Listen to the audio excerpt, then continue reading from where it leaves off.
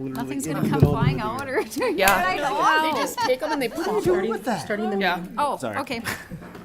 Good evening, everyone. Thank you for coming. It is 7 p.m. and I call the September 8th, 2025 School Board meeting to order. The Holmen Board of Education and the School District of Holmen acknowledge that our schools are located on the ancestral homelands of the Ho-Chunk, Sauk and Fox, and Dakota peoples. We celebrate and honor these lands and their sacred significance to Indigenous peoples. Please rise for the Pledge of Allegiance. Pledge allegiance to the flag of the United States of America and to the republic for which it stands, one nation, under God, indivisible, with liberty and justice for all. All right, Board Clerk Maggie Smith, would you please call the roll? Khadijah Islam. Here. Chris Lau. Here. Lindsay Need. Maggie Smith here. Bridget Todd Robbins. Here. Barb Wench. Here. Abigail Holte. Excused? Jennifer Deek. Here. All right, with 7 of the 7 board members present, I declare a quorum. I note that the agenda has been posted, distributed, and sent to the local media. With this in mind, are there any changes to this agenda? I would entertain a motion to approve the agenda as published. So moved. Chris has moved. Second. Khadijah has seconded to approve the agenda as published. Any discussion? Hearing none, all those in favor of the motion to approve the agenda as published, please signify by saying aye. Aye. Those opposed, nay. The motion to approve the published agenda has passed. And we do not have any public participation this evening. So we're moving on to reports and discussion. Item 7.1. Executive Director of Student Services Jill Mason will present the 2024-25 Seclusion, Restraint, and Bullying Report for consent on September 22nd. Good evening. All right, every year I come to you before October 1st to share with you our results of seclusion and restraint, so all the incidents of seclusion and restraint, and then our district adds bullying to that as well. So I'm not going to read over all of the numbers for you. You can read those on your own. What I want to do is highlight a couple of things. I did print off the 23-24 report if anyone wants that. But what I'll do is just highlight a couple of areas. So for Evergreen, Viking, and Sand Lake, they had some decreases from last year to this year. And one I want to highlight is Prairie View's decrease because last year they had 31 restraints. This year they have 5. And that's one of our buildings that we've started using Ukeru. That is a practice, it's very trauma informed, but it's the use of mats as blocking tools rather than using restraints. And so there's a lot of training that goes into that. And so we've been really trying to use that in our other buildings too. And I'll talk about that in a minute, but that's one of the training pieces that is coming to the district here to help our seclusion and restraint numbers. And we saw a huge decrease in that building in the area of restraint. So that's been really positive. So those are the highlights from the restraint lens. And from the seclusion lens, we saw a decrease at Evergreen, Sand Lake, Prairie View, and Holmen Public Preschool. And then saw some increases in Viking and at the middle school. And so we're looking into those areas. And then the other piece is all 4 of our elementary schools were identified as having increased numbers for seclusion and restraint. And so DPI has required us to do some root cause analysis and some action planning. And so our building administrators have been working with their teams in the building to kind of look at what's going on in the building and how can we work together to help decrease seclusion and restraints in our buildings. And so if you look down at next steps, just wanted to share with you a couple of things. One of the things Jennifer has actually been working really hard on with our SEL team and our building level behavior teams in the elementary school is doing curriculum work for SEL lessons. And then we just purchased Everyday Speech as a resource for our buildings. And so that's something that's really has a high level of focus in our elementary schools so we can really establish that emotional regulation and those skills as they work forward. So there's some proactive pieces. And then Jennifer and I, along with our building administrators, worked on a seclusion and restraint process that we are implementing this year. It's all in your packet, but I'll just highlight a couple of things. So really worked with our administrators, and they're working with their teams on when do we use physical restraint and when do we use seclusion. So there's some real purpose behind that and talking through those types of situations. And then when should we really be looking at using other strategies with our students? When do we have to notify parents? There's a lot of rules and regs behind that. And then we are required to debrief, and so making sure we have links on here for easy access to do those debriefing. And then really put in some kind of checks and balances. So when we have 2 or more incidents, especially with students with disabilities, we have to have a team meeting and have to have an IEP meeting. And so Jennifer and Sue Osovich have been really good to go to these meetings or to advocate to be part of these meetings so they can brainstorm what's going on, what are we doing, what are other strategies that we can use to help our students. And so then we'll be monitoring the data from there to see if we're seeing increases or decreases, and then talking about other options for our kids, which may include evaluation or placement.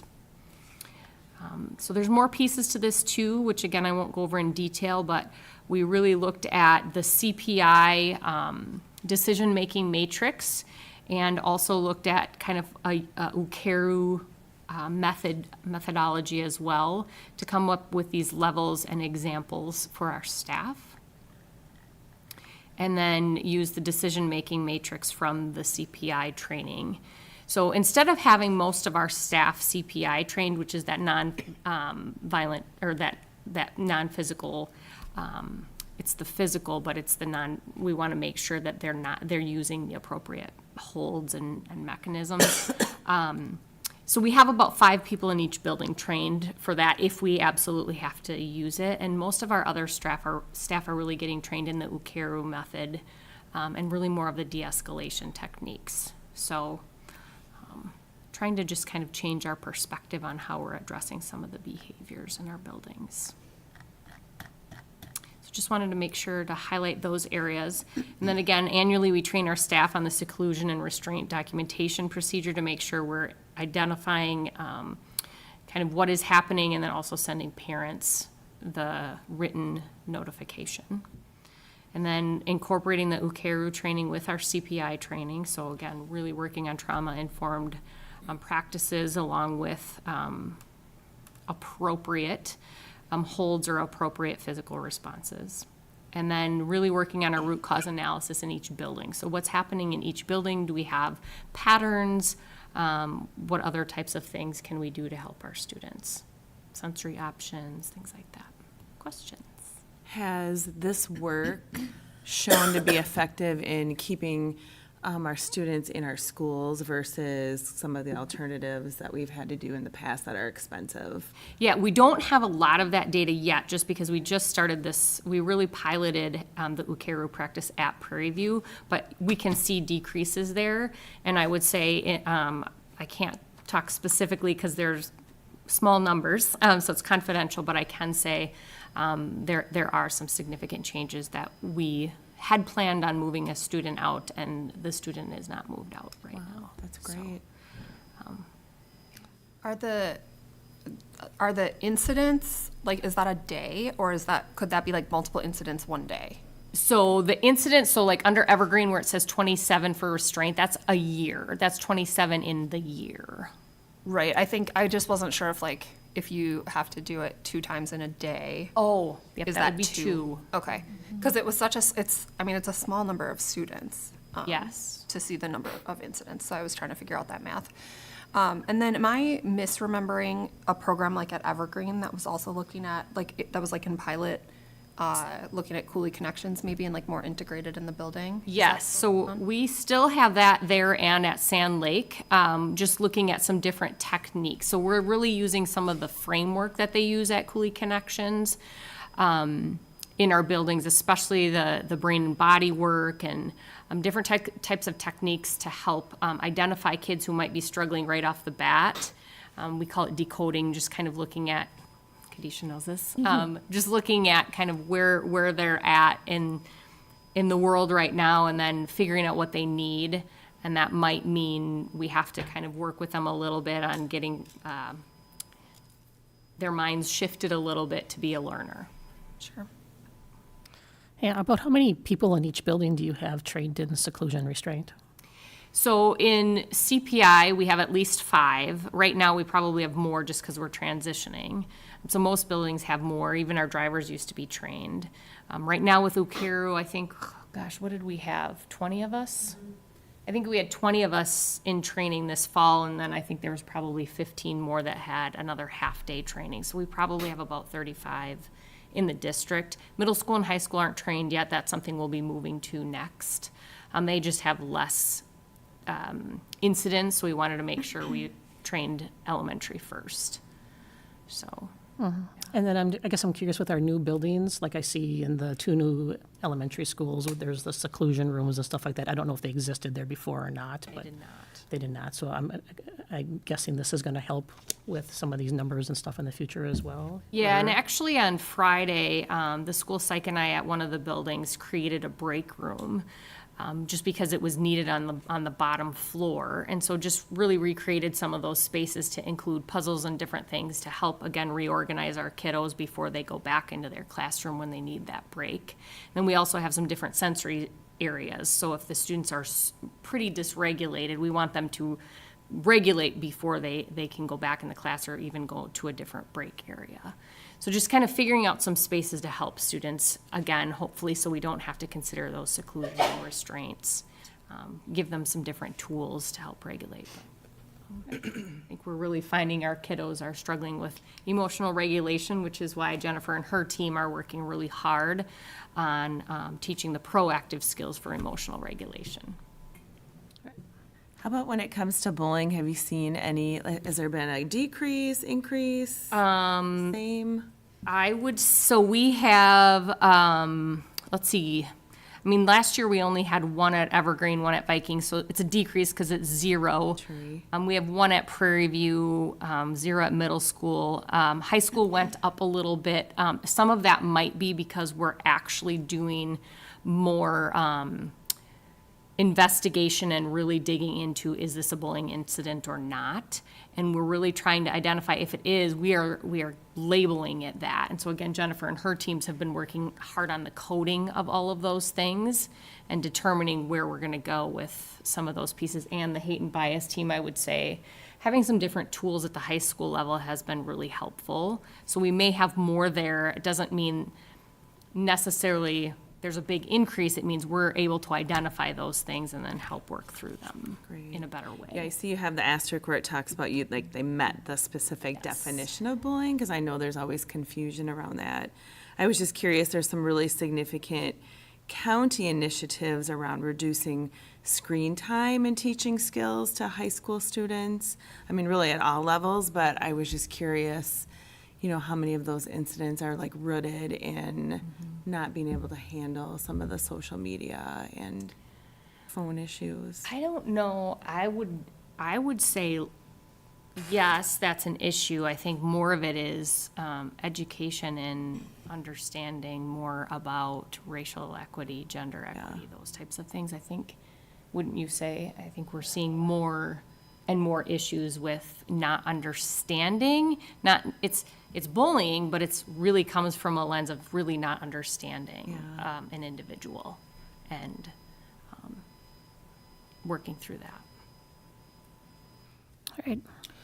One more just for Yeah. my own information. So every year when I look at this, I'm always perplexed, like, and it's maybe just what I don't understand about development. Why does it drop so much when it gets to middle school? Is that because, like, the students just learn to regulate more or different Yes. environment? Yes, both. Okay. I would say a lot of it, they have now learned a lot more coping strategies. So right now, just because I've either been called or been in the elementary buildings, our biggest challenges are our 4K K1. Yeah. K right now is, and some of it is like behaviors and emotional regulation. Some of it is students who right now have students who have autism. And so they have to learn all of those strategies. And sometimes that takes a really long time. Sure. But yeah, I would say our youngest learners are the ones that are really struggling the most. And this, correct me if I'm wrong, Jennifer, this is that COVID, the last kindergarten is that, that group. So, I mean, you probably don't remember, but a couple of years ago, we had to add some early childhood team members because we had such an influx of kids being referred at the age of 3. This is that group, this is that population that's coming into kindergarten right now. Sure. So, yeah, so usually they develop some of those skills and strategies and tools, so by the time they get to middle school, less intervention, less physical or crisis intervention is needed. Thank you. Thank you. And thank you for helping with our buildings. They have really helped, having some sensory areas and some spaces so we don't have to bring kids all the way across buildings, and have allowed some more flexibility. All right, moving on to item 7.2. Director of Safety and Student Services Jennifer Gimmer will present the 2025-26 Academic and Career Planning Education for Employment Plan for consent on September 22nd. All right. Hi, everyone. I'm here today to present our academic career, so ACP, and then our education for employment, E for E plan. It has to be approved every school year. When we look at our ACP and E for E plan, I can switch, you both should have both of these. Our academic career plan and then our E for E plan, really the purpose behind them is to ensure that students in grades 6 through 12 assist them in planning and preparing for opportunities post-high school. That is ultimately the goal of an ACP and E for E plan. There's lots of requirements that would go into it, and I think huge highlights of this district is we just don't start at 6th grade. We embed it within the elementary school. I was just with elementary counselors today, and they're even pushing into grades like 1st grade, talking about what the purpose of school is and how it prepares you for early life. I think that's a huge highlight of our district. Our ACP and E for E plan really focuses on preparing elementary and secondary pupils for future employment, ensuring we're technologically literate and promote that lifelong learning, not just a learner in our building, but how are you being a lifelong learner as you move on. Promoting good citizenship. Our students are going to stay in our community and hopefully be a part of our community, so really enforcing how are we effective and a good citizen. We're also looking at cooperating amongst businesses and industries and really looking at what does our community need so they stay in our community. That is a huge focus of our ACP and E for E team. And lastly, we're really looking at being a role for our public schools on the development of workforce in Wisconsin. Our ACP and E for E plan, just going to highlight some of the big initiatives moving into this school year that I think are highlights. Number one is we are looking at using Course Planner. We've been a heavy Zello district and we'll continue to use Zello. However, we're going to be using Course Planner, which is in our student information system, so like Infinite Campus. The benefit of using Course Planner, I think it's going to be a game changer for our students and school counselors, is that when you link to enroll in your classes, it's creating your plan within your schedule. So if you're really passionate, let's say for business, it's when you're registering for courses, it's going to automatically populate within our student information system and slot you, so you're not waiting for years to be in a course. It's going to allow you and plan you ahead of time so you have access to the courses you need to for post-secondary. We're trying that out at the high school this school year and then rolling it out to the middle school as long as everything goes well this year. Another emphasis for our team this year is working with Travis, our communications specialist, to highlight all the things we're already doing. We talked to a few community members and businesses or parents, and they often say, I didn't know you did that, or wow, that's awesome to hear. We didn't know that. So we created basically an ACP E for E calendar shared with Travis, our communications specialist, and he'll be out and about highlighting what we're doing, either through letters, Facebook, photos, however we can reach our community to show them all the awesome opportunities we're doing is going to be an initiative we have this school year. And then lastly, it's been an initiative, and we're really looking to highlight this, is building some more community partnerships. Our ACP and E for E team really is called our Career Readiness Team. It's made up of people in districts, so either teachers, administrators, or school counselors who are leading the work. We don't have any community members on that group right now, and that's something we've really wanted to include to build that partnership moving forward. All right. Any questions? All right, any questions? All right, that all sounds awesome. Thank you. Yep. Thank you. Moving on to item 7.3, I now welcome Executive Director of Finance and Operations, Julie Holmen, to present the 2025-26 proposed budget. This item will appear on the September 22nd consent agenda.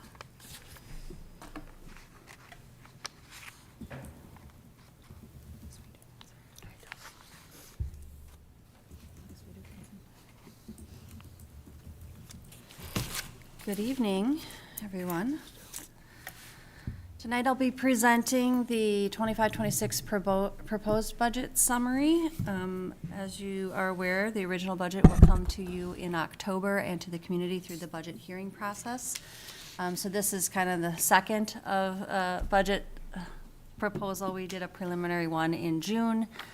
So this will include the updates that we know of at this point in time, or when this was prepared. We got some new information last Friday already, so that's how it goes right now. So this evening, it's the proposed budget summary. You were provided with the DPI format, so I'm just going to start with the updates to assumptions in the general and special education fund. This does include the 325 increase in the revenue limit per pupil, which was approved by the state legislature for this year and next year. Just a reminder that they did not increase the general aid pot at the state level, and so the 325 really does impact the taxpayers across the state for public education under the revenue limit formula. No new money was put into the general aid pot at the state level.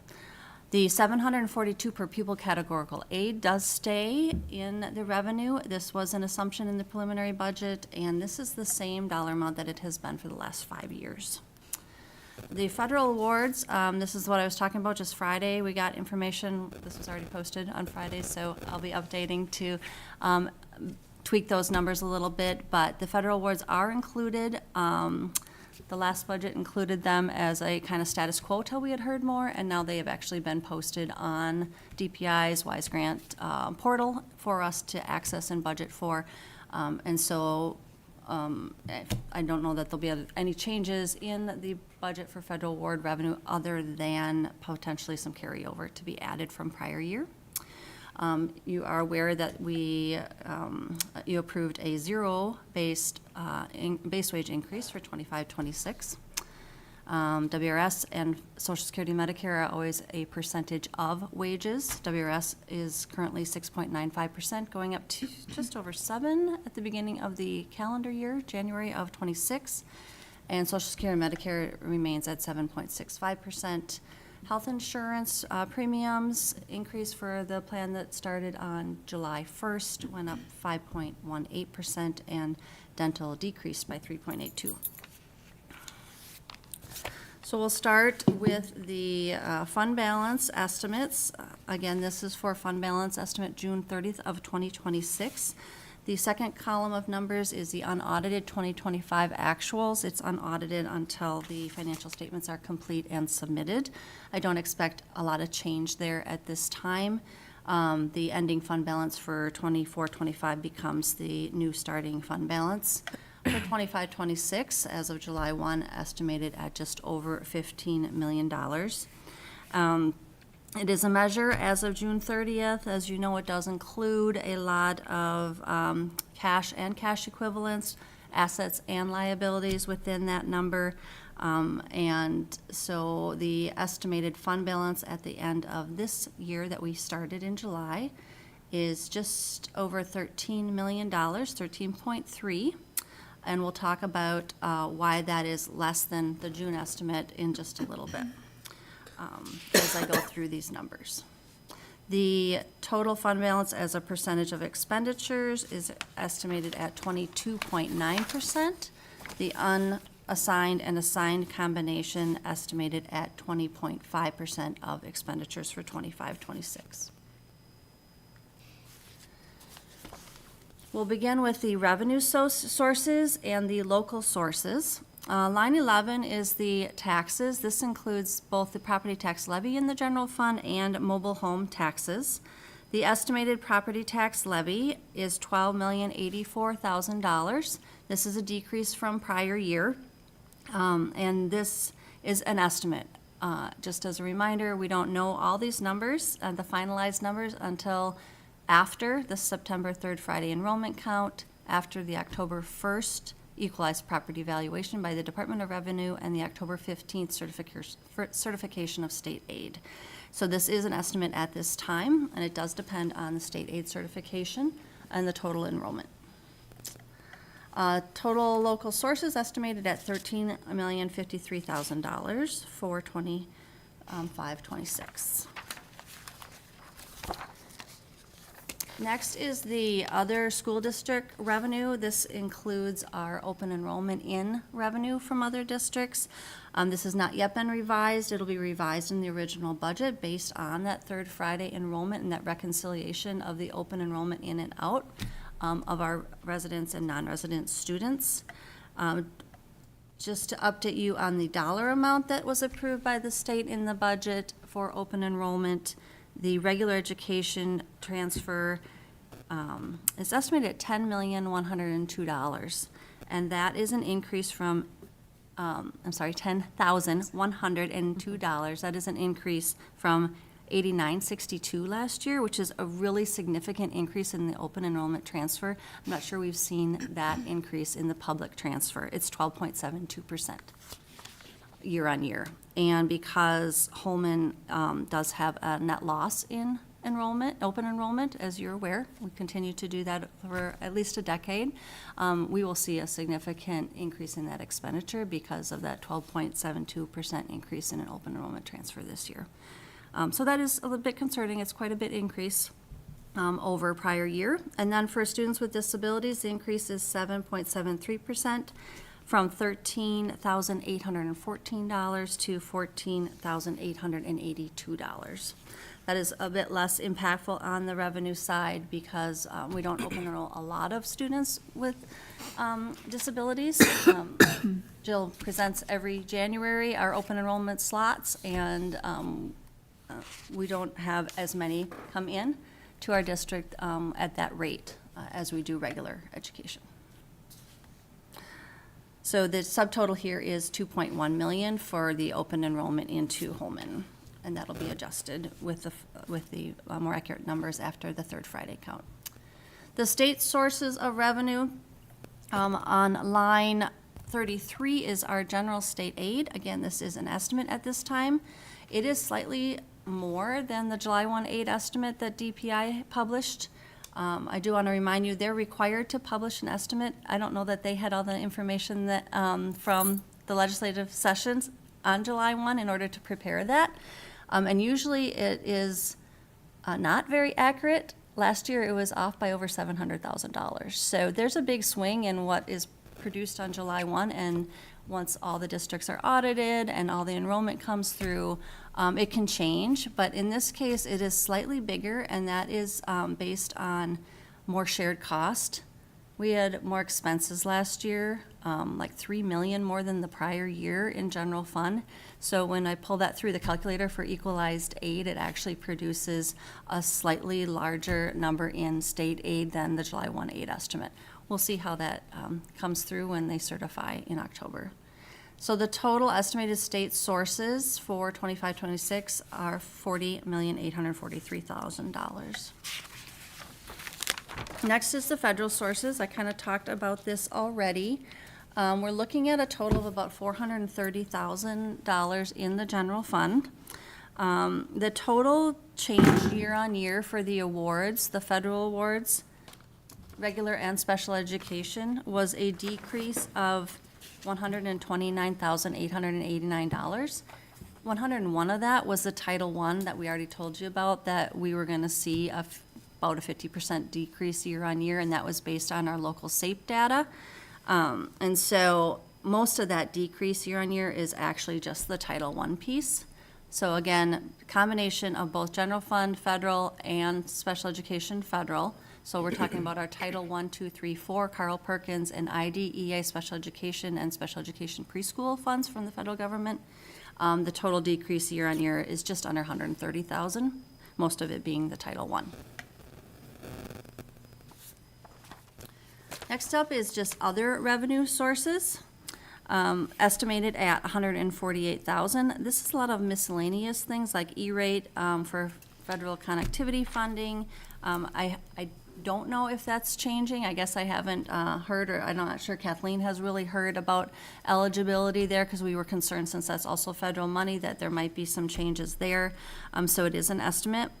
And then just some other miscellaneous things that go into other, which is why they call it other revenues. So the total revenues estimated for 25-26 in the general fund is $56,607,168.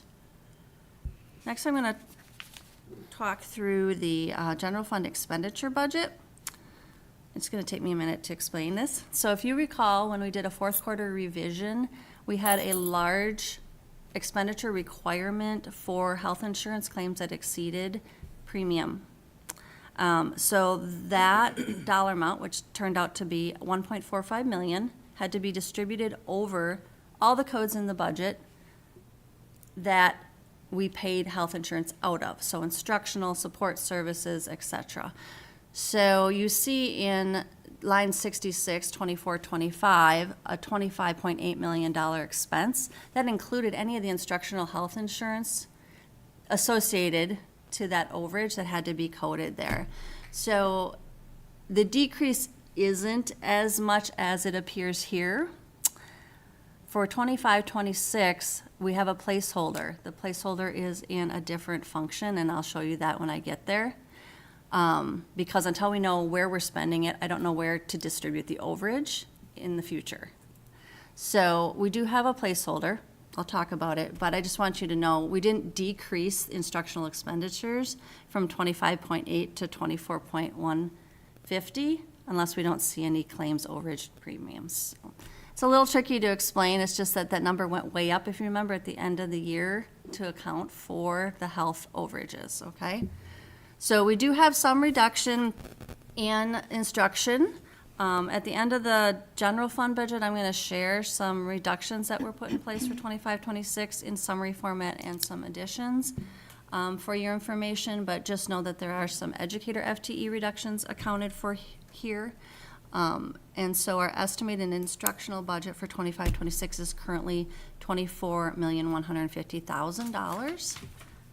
The same goes for the support services area. Some of that overage was also coded here because we have a lot of positions in support services, counselors, social workers, administrators, a lot of our staffing, nurses, other support. I'm sure I'm missing a ton of them, but instructional support and building support and administration. So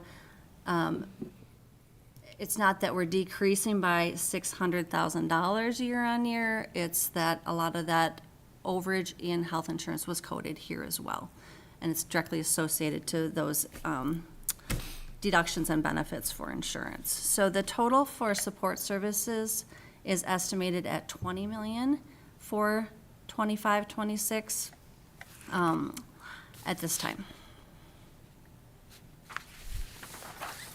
The non-program transactions, this includes the transfer to special education, because it's not allowed to go in the deficit, you're aware of that. So just slightly higher than last year at $7,468,000 currently. The instructional service payments at just under $6 million, and that is primarily the open enrollment out and the voucher out. Adjustments. And then the last line, line 80, is the one that has that placeholder for health insurance. I felt we needed to put something in the budget so we weren't surprised. We'll be monitoring that throughout the year to see how we are doing on claims versus premium. So right now, I want you to know there's $750,000 sitting in that line item specifically for that offset if we need it. Again, we'll monitor, we meet with the insurance center, and we monitor those numbers, but I didn't want to propose a budget without that, knowing we were caught off guard in our first year of self-insurance, okay? Total expenditures in the general fund budget are estimated at $58,275,313.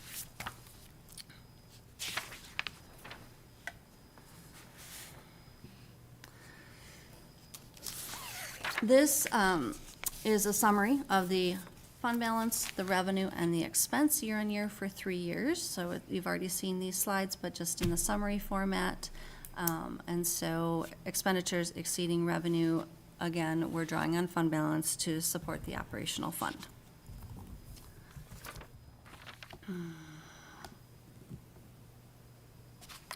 So this is just a short summary on the reductions to date in advance of the 25-26 budget planning. So we had a total of 13 FTE in educator reduction.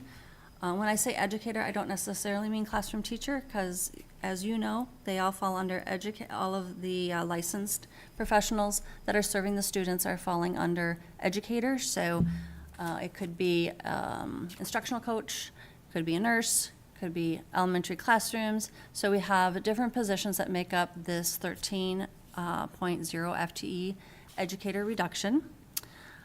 We had 6 building substitute teacher reductions. So in the last many years, supporting through COVID, we had hired building subs. So show up every day for every student contact day. They were paid at a more premium substitute rate. And then every building knew that they had at least one sub coming in every morning, as opposed to having to make extra calls to try to fill substitute positions that weren't filled online. So with that, there is an associated potential cost of daily sub expenses, which we are not sure what that'll be. It's always kind of the substitute, the teacher substitute budget is always, needs to be flexible. We never know who's going to be out and for how long each year. But as far as reductions, we did reduce the 6 building substitute teachers, which were limited term positions the last few years. And they, all but one, were through teachers on call. So, yep. That 13 is not, I'm assuming, built into that, or the 6 is not built into 13, No. so it's an. No, the first one is regular positions, yeah. We did change the process last year for professional development, trying to save some money and streamline that process and reduce some of those outside expenses and provide maybe more inside or more, train the trainer sort of models, and trying to reduce some of the expenses that were being made on professional development.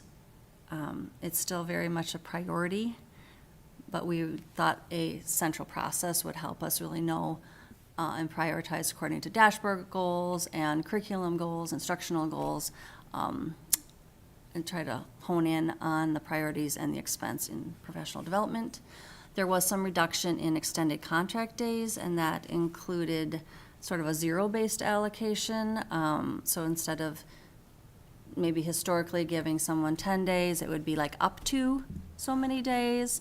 And so some of that did save a little money last year, and we expect that to continue this year. And then regular bus and van driver reduction. As of today, there's some hours reduction here. There's also needs that seem to come in regularly. And so not ready to put a dollar figure on or an FTE figure on bus and van driver reduction. But as of today, there was several hours saved through boundary changes, through 4K distribution to the elementary schools. There is some savings here, but again, there's always changes. We also had some additions that we were aware of. This included a half-time speech and language educator or professional, and that was to meet the mandated services. We just had more identification and more on the caseloads and needed more support there. We also saw more enrollment for 4K over prior years, so there was a 1.0 increase in a 4K teacher. And to support that teacher, a 4K educational assistant to support the classroom. So recently, we had a resignation of an individual upstairs in the business services office. That position used to be a full-time position, and we have asked that it be returned to a full-time position so that we can realign job responsibilities that have been carried by others for several years. And then 2 years ago, the IT budget had a reduction, that was a straight $100,000 and delay in refresh of staff devices. And so that was returned to the IT budget for 25-26. And then we also had a one-time increase for facilities using revenue that we're getting for Focus on Energy rebate to support some fleet replacement. So we have been working without the maintenance van for several years, and then just some fleet replacement there. So it is supported by revenue that's coming in right now on Focus on Energy, and that's a one-time increase, not ongoing.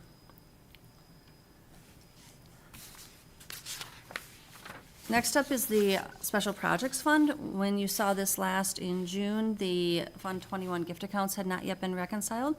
And so I don't think we were actually done yet to reconcile them with the fiscal year. And so that has been done now. As a reminder, the balances in all of those gift accounts, which are like clubs and activities, fundraised accounts, donations, they are allowed to carry over their balance, and so it's reconciled every summer. And then their starting budget is whatever they had at the end of the prior year. So that's been put into the budget. The total revenue and expense for Fund 21 is estimated at $1,093,000. You'll see the fund balance is higher than that. That's because we do carry a scholarship balance within this fund. And so that's why the fund balance is remaining the same, and what is provided is all the gift account balances plus set budget for scholarship expenditures, so revenue and expense.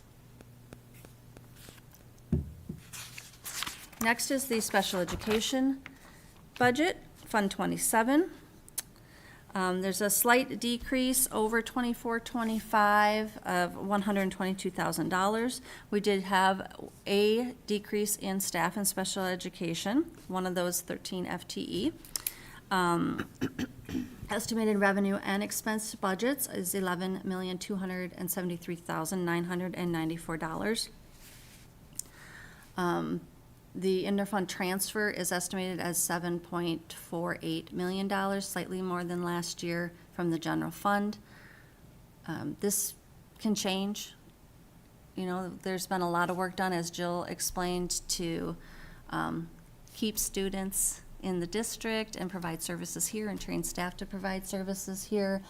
But things change and students come in or needs are greater than we can handle.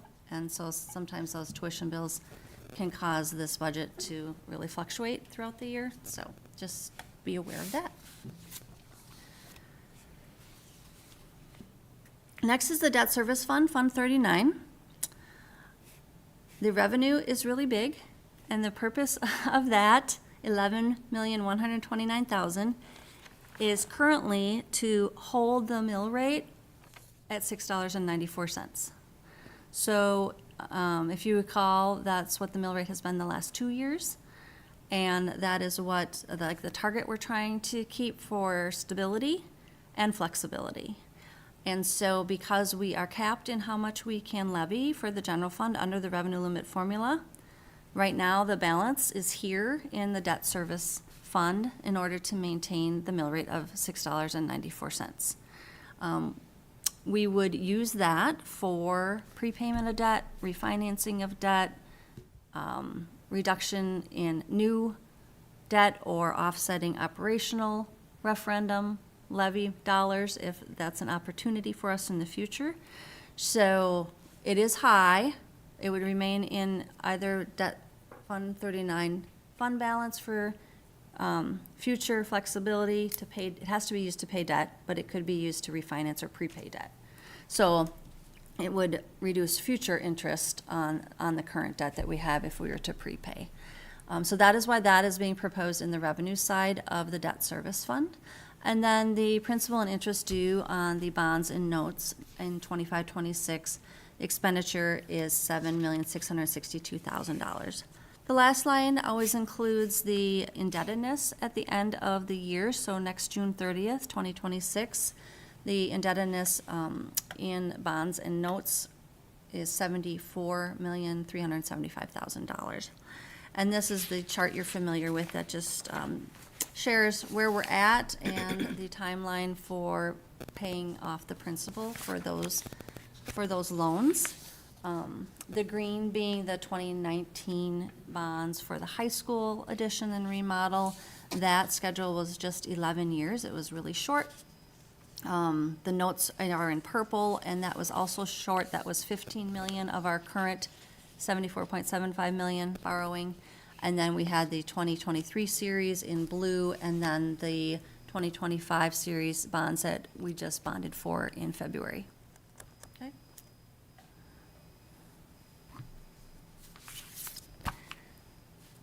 Next is the Capital Projects Fund. This includes both Fund 42 and Fund 46. At this time, the expenditure data only includes Fund 42, and it is to spend out the remaining commitments for the construction at $22.8 million approximately. The revenue is $728,000. Most of that is based on current Fund 42 construction dollars still generating interest earnings. And then a little bit of it is that Fund 46. So it is now year 6 of Fund 46. We could start spending it. And I don't have that in the expenditure budget at this time, but I do want you to know that I'm having Chad Brando, our facilities director, look at the high school roof portion, a portion of the projects that need to happen over there to try to see if we can, what is our top priority and what's the estimate, so that we can piece it together and try to start knocking off some of that project. The current balance is about $700,000, almost $800,000 in the Fund 46. So I'm working with Chad, and you may see an expenditure proposal in here at the original budget time if we're to the point or ready to do that. Otherwise, it'll come through a revision. Just wanted you to know that because we got to figure out how to fund that. So this is one place where we can start and do the priority, which is probably the gym roofs, the old gym roofs. So, also important to know in the fund balance is $2,186,000 estimate. Because we did not spend down the 2023 bonds according to the required schedule, like fast enough.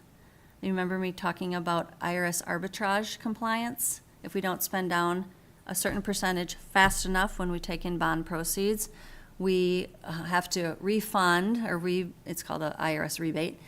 We have to share in the interest earnings that the district earned when we had those dollars, when we shouldn't have had those dollars.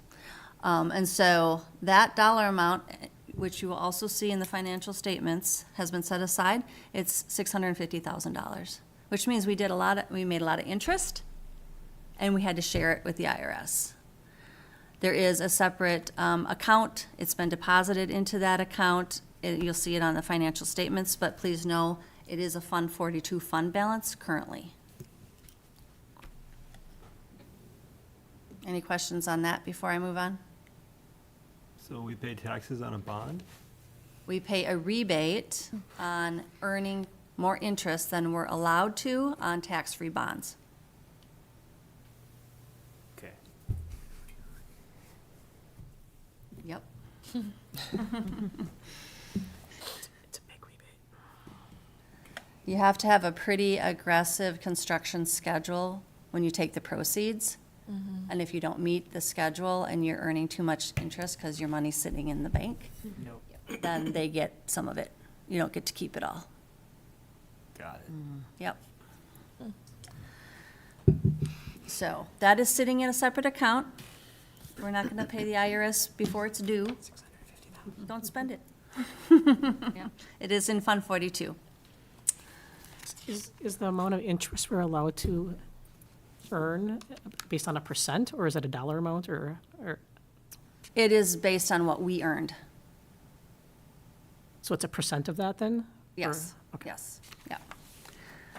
And as it sits in there and gains interest, because it is, then that number will change a little bit, because because they get some of what you gain in that window. Yeah. They, whoever they are. The IRS gets, yeah. So how can we avoid that? You have to spend down faster. Yeah, we missed, right off the bat, we missed the first 6-month 10% spend down on the 35 million. And that was because we couldn't start the work right away? Yep, Clarify. yes. I'm happy to talk more about what I know about arbitrage compliance and the calculation, but we're working with PMA and with somebody who just does arbitrage calculations. So we have a report on file, and we have set aside the money so it doesn't get spent, because we will have to pay it, so. Next up is the School Nutrition Fund, Fund 50. This, the proposed budget did not change since the preliminary. It is still $3,619,000 in revenue expense. What did change was the ending fund balance for June 30th of 2025, and that is unaudited at $1,368,000. So that's a little less than what was in the preliminary budget. So the starting fund balance for this year was a little less, which leaves him with, since he has a balanced budget, Mike Gasper has a balanced budget for this year, next June 30th, an estimated fund balance of $1,368,092.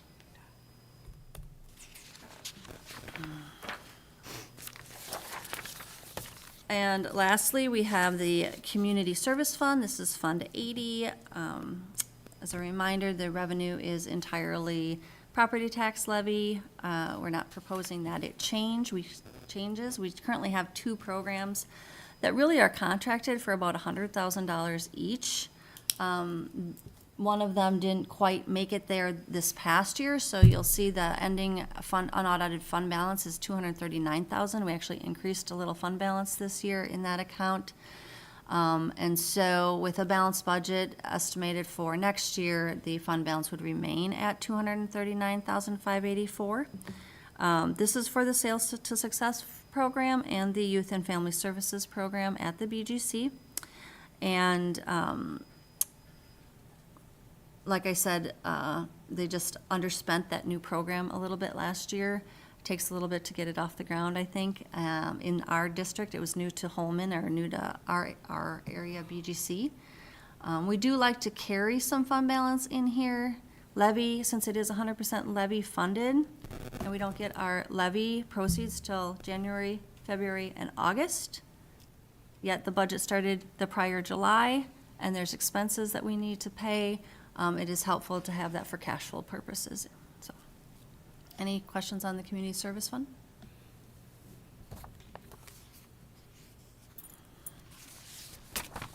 Oopsie. Any other questions for Julie? I had a couple I was sitting on from back in the beginning. Yeah. Line 11, can you help me understand why that went down for local sources, taxes? Sure. Is that enrollment? Because, well, enrollment, yes, and aid is going up. Okay. So under the revenue limit formula, with the current estimates, which include equalized property valuation increase of 11.22%, that's the estimate. Year on year, actually last year was under 5, so we went back up. And I think just over 4% of that is new construction, net new construction, and the balance is existing fair market value increases of homes. And then with an increase to our expenditures, 24-25, I'm estimating more shared cost, which means the state sharing in more of the cost through aid.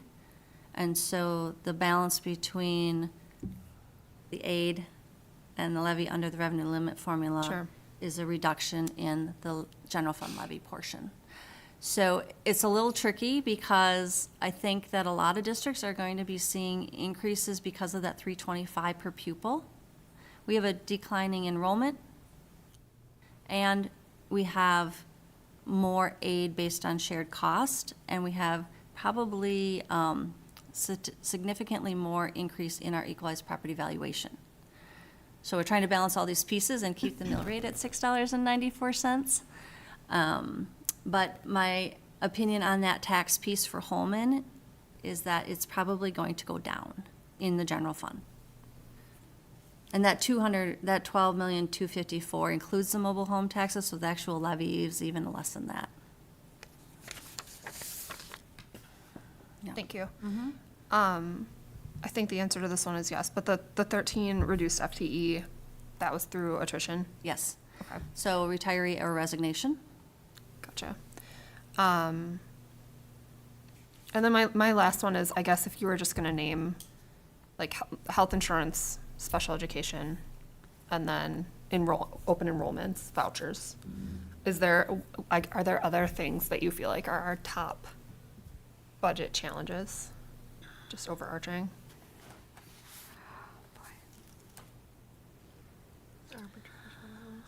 I think the largest unknowns are the health insurance and the special education. Okay. They can fluctuate a lot and be pretty unpredictable, so we I would agree. do our best. Obviously, that health insurance one was. We're hoping that we don't continue down that path, or the premiums will definitely have to reflect that. Continued education to our members and their family members on our health insurance is really crucial. We did start that with our back-to-school kickoff now 2 weeks ago, was it? Yeah. And we had the insurance center here. Janice presented 4 times in the cafeteria at the high school to quite a few people interested in knowing more about how to navigate the plan with Ticket Health, and also how to maximize things like the stipends that they can get if they choose other locations for MRIs or CTs, other lower cost options like the neighborhood family clinic. So it takes a long time to get people to engage in how do you preserve your HSA? How do you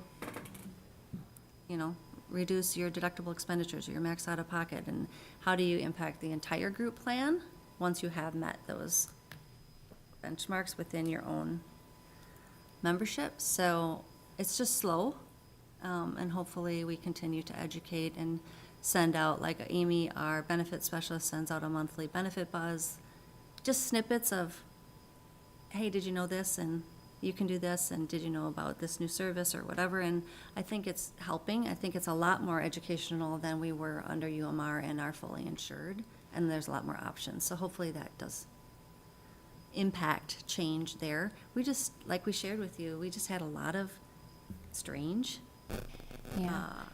and high-cost occurrences on our plan last year, so. Yeah, I just wanted to also mention and just thank Julie for being very comprehensive with this, because I think one of the things that's so important with the proposed budget is to show there was a lot of hard work and a lot of hard decisions around staffing that we had to do for reduction. And in the end, there's those unknowns because we have students that come in that have needs that we have to meet. They're mandated, and we are going to do that. We never know when someone's going to get injured or things are going to happen or incidents. And just it happened to be this last year, we made quite a bit, like over $1 million in reduction, but then we have additions that we just never know where they're going to be. So you think of if we didn't really work hard and do those reductions, we would be a lot farther behind than we are. And we're going to keep working and working towards improving those areas. And we're working hard on identifying where are those highest need areas, like you were just doing, Maggie, with that, to continue to be I thought about just successful. coming in with, here are the big key points. Yep. The end. No, just kidding. I just like having the big ones, like, Yeah. for like an elevator speech when people They ask. are. Yeah. It is special education. On a high note, although our enrollment head count is less than last year currently, as far as I know, our 4K is 34 more than prior year at this time. That's great. Which is wonderful. So I think we had 150, we have 184, something like that. So that's good. That's a good sign, and maybe we'll start gaining in those lower grade levels a little bit, and maybe we'll see some change there. I say it's still lower in head count because our senior class was larger than our current senior, that sort of thing. Those big over 300 class size enrollment are graduating, and we don't have those numbers in our lower class sizes at this time. So, but that was good to see, that growth there. We had to add a teacher, but we have more students this year in 4K than we did last year, so, yeah. Okay, any other questions? I got one real quick. So the activity fees we're now charging for sports, where would that kind of fall into? Would that go into like the line 270 there? It'll go into local revenue. Okay. It'll probably be fee, which is more like 290. 291, I think, is student, that's gift, regardless. Yes, in this section. It will go there. So it'll be an increase in revenue. At this point in time, I think it's going to offset existing expense as I figured. opposed to reducing deficit. Oh, yeah, I didn't figure it would reduce the Okay. deficit. I was just wondering where. Yeah. like, Yeah, but that would show up in the general fund, probably line 16, other revenue, local Okay. sources, yeah. The school activity income that you mentioned is more like gate receipt. Oh, okay. Yeah, the line 270. It's okay. more specific, as opposed to student fees are just another line within the local revenue. Okay. Yeah. All right, any other questions? Okay, thank you, Julie. Thank you. All right, moving on to item 7.4. District Administrator Dr. Kristen Mueller will now present the Ho-Chunk Nation MOU for approval on the September 22nd consent agenda.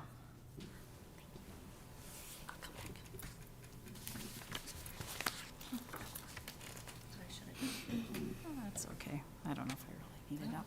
I'll just speak to it. You all have a copy of it. So, as you know, we are continually working hard to build and enhance our relationships with other organizations to better serve our students. And we've been working with the whole Chunk Nation, and even, did a visit there in the last, was that last year or 2 years ago? Like, I can't even remember. And continue to have our staff try to build relationships and so on. They are ready. We want to more or less make this official and enter into a memorandum of understanding with the Ho-Chunk Nation. And we have students also that are part of the Ho-Chunk Nation, and this allows us to work with them and for them to come onto our grounds and work with those students. And what they would do is we provide the facility, and in the option to collaborate with our staff about the students and so on. And then they would provide the tutoring for the students. They would help to have kind of a cultural mentorship for these students and be an advocacy for families. And this really works into some of our long-range planning that we're working on and some of our committee work that we'll be doing in our Excellence for Education Committee around building those links with families and advocacy for families and so on. So just bringing this before you to kind of make it official, a memorandum of understanding with our Ho-Chunk Nation. So questions? Not related to Act 31, correct? No, this is just This is just a partnership. a partnership. Is it through the Ho-Chunk, like the Youth and Learning Center in La Crosse? Is it? No, I was wondering. we used, this is directly with their actual council, and I want to say up out of Black River Falls in that Ho-Chunk Nation. So they'll bring it to their president to sign this, and then we will sign this memorandum of understanding. So this, I want to say, is a direct relationship with the Ho-Chunk Nation itself up in Black River Falls. I know we've had different types of partnerships in different levels, but this is kind of, this is something that has been established with the La Crosse School District, with Onalaska, officially through a memorandum of understanding in the past. We haven't had as many students of the Ho-Chunk Nation in the past, but now we're starting to see them, so we want to make sure we solidify this memorandum of understanding. All right, any other questions? Okay, thank you. All right, thank you. All right, moving on to the consent agenda. For the consent agenda, the board has been furnished with background materials on each item or as discussed it at a previous meeting. These will be acted upon with one vote without discussion. Would any board member like to pull an item out of the consent agenda to be discussed and/or voted on separately? I would entertain a motion to approve the consent agenda as provided. So moved.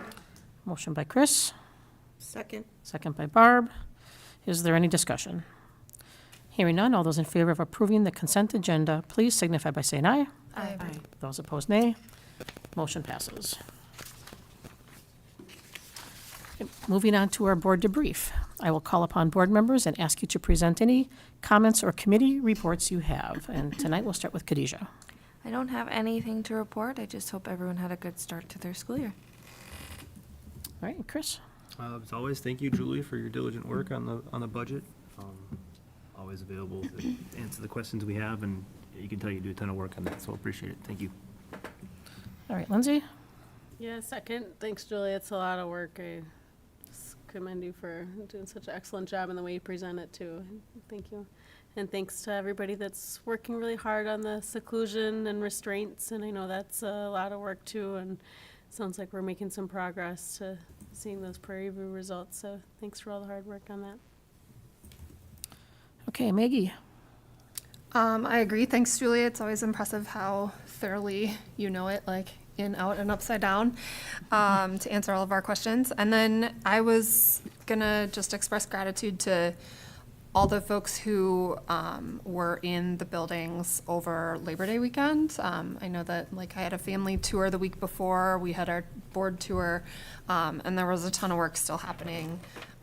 Principals and staff, like everybody in those buildings working to get ready for the first day of school. And I also caught, I think it was like scooters, a coffee, food truck. There were a handful of businesses in the area that did like fun back to school kickoff activities. So just wanted to name those as well. Okay, Bridget? Yeah, I also thanks to Julie. And I also wanted to thank Jennifer. I love it as a board member when I come to a meeting with a question that gets answered right away in a presentation. When you talked about the academic and career plan, I'm always thinking about those students and families that aren't engaging as much as they should. And right away you said you're working with Travis on a communication plan, and I really appreciate that so much. And I love the idea of like the course planner versus the Zello. I can tell you, having 3 kids in the district, never logged into Zello. So I love that this is like a new path that you're taking to once again make things more accessible for our families, of all academic levels, and appreciate, the new community partnership. And I really look forward to seeing just more of those connections that we make with the school district and our community. Thank you. Okay, Barb? Also, thank you to Julie and having those answers to those questions. Also, I was on the tour of the buildings and all of the work that was done. I encourage anybody that hasn't, each school is going to be having an open house here in the near future. If you get a chance to get into those buildings, I actually had a community member say to me that they were out before it was light on the first day of school, and that Viking is beautiful, all lit up. So if you get a chance, you need to go see them. Okay, and I just want to thank all the presenters tonight and all the work that they put into that. I thought it was a good board meeting this evening. I also attended the first home football game, or at least the first, probably 2/3 of it. I hear they won in the end, so that's awesome. So good start to our sports season in general. A lot of our sports are doing really well right now. All right, moving on to the board meeting schedule, upcoming board meeting schedule. On September 22nd, we have a Finance Committee meeting at 5 p.m., followed by a board meeting at 7 p.m. On October 1st, we have a Policy Committee meeting at 5 p.m. On October 13th, we have a Finance Committee meeting at 5 p.m., followed by a board meeting at 7 p.m. On October 20th, we have a Excellence in Education Committee meeting at 5 p.m. And then on October 27th, we have a budget hearing beginning at 6 PM, followed by an annual meeting, and followed by the regular board meeting. So is there any other business that needs to come before the board at this time? If not, I would entertain a motion to adjourn this meeting. So moved. Chris has moved. Second. Khadijah has second to adjourn the meeting at 8:09 PM. Is there any discussion? Hearing none, all those in favor, please indicate by saying aye. Aye. Those opposed, nay. Motion passes.